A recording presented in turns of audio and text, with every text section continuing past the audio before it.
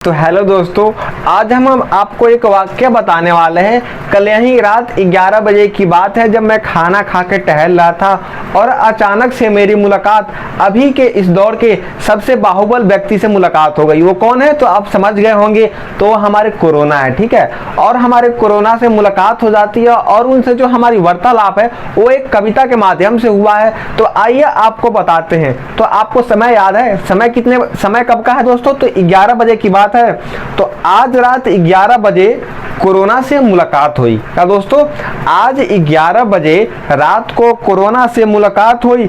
चलते चलते 6 फीट की दूरी से बात हुई।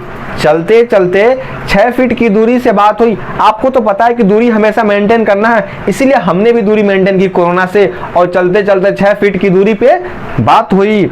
मैंने कहा, कोरोना तुम बड़ा उद्यम मचाए हो। मैंने क्या कहा दोस्तों? कि कोरोना तुम बड़ा उद्यम मचाए हो, चुनावी रैली छोड़कर। क्या दोस्तों? चुनावी रैली छोड़कर मेले, शादी और कवि सम्मेलन में क्यों आए हो? चुनावी रैली छोड़कर मेले, शादी और कवि सम्मेलन में क्यों आए हो? क्या तुमको भी डर लगता है? क्या तुमको भी डर लगता है सरकारी आयोजनों से, या तुम लाए गए हो किन्हीं प्रयोजनों से? क्या तुम लाए गए हो किन्हीं प्रयोजनों से? यह सुनकर कोरोना बड़ा उदास हुआ।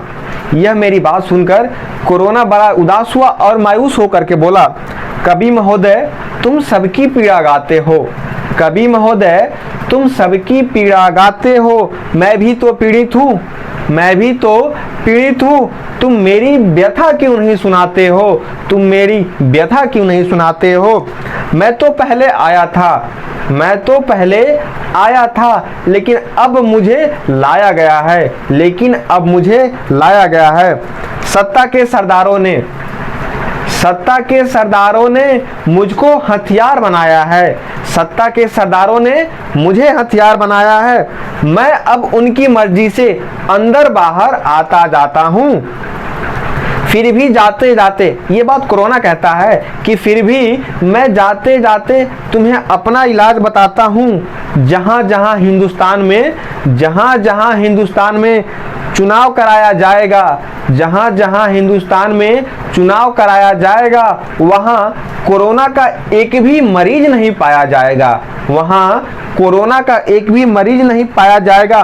दोस्तों, ये जो हमारी आखिरी लाइन है ना, इसे आप ध्यान से सुनिएगा और कमेंट करके बताइएगा कि हम क्या कहना चाहते हैं, और समझ में आएगा तो ही बताइएगा। कि देश की भोली जनता में समझ का अभाव है। सुनो कविवर, मेरा इलाज सिर्फ और सिर्फ चुनाव है।